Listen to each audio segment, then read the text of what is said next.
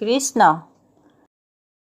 অতি কৌতি ঘৰ অপৰাধনীতে কৰমই দুৰাহয়।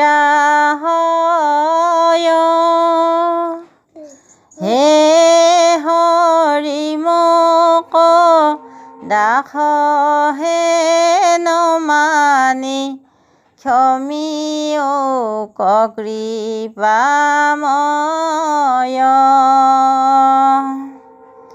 অনাদি অনন্ত অচিন্ত ঈশ্বৰ তুমিহে নিত্য নিৰ্মল।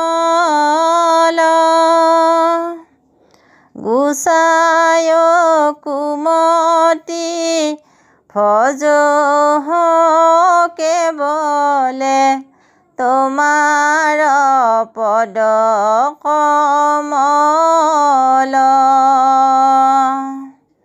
ৰাম তোমাৰ পদ কমল।